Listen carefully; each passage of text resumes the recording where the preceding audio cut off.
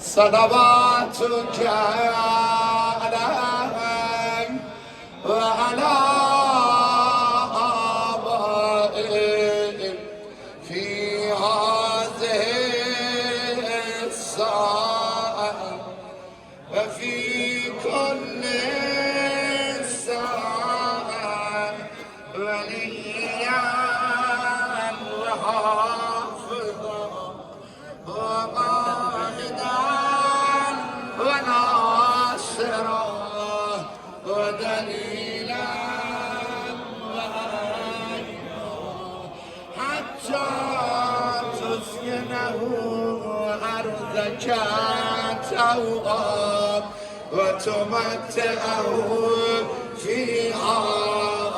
طویلا دستا بلند باشه حالا هر جای بین الحرمینی زنو یا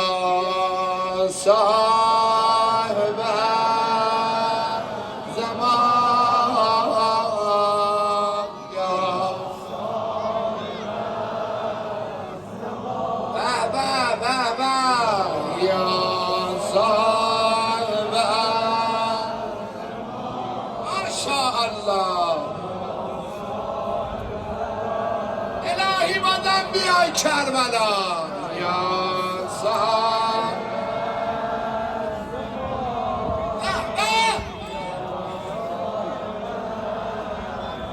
آقا جان قبل از این که مدح جدد حسین رو بخونم شب تولد یه عرضی دارم برای شما آقا جان. ای زن اومدی که امشب اومدی کربلا معلوم نیستی که بیای کربلا بگو آقا جانم امشب شنیدم با پهلو شکسته اومدی کربلا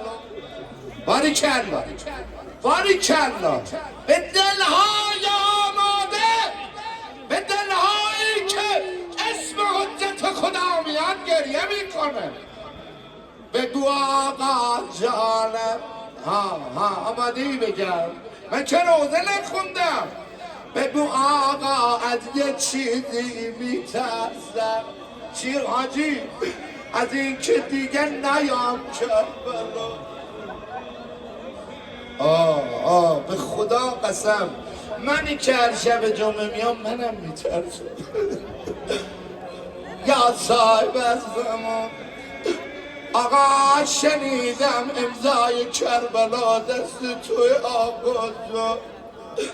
آقا مواظب زن و بچم باش آقا آره تو این دوره بعد التماس کنی مواظب بچه همون باشه مواظب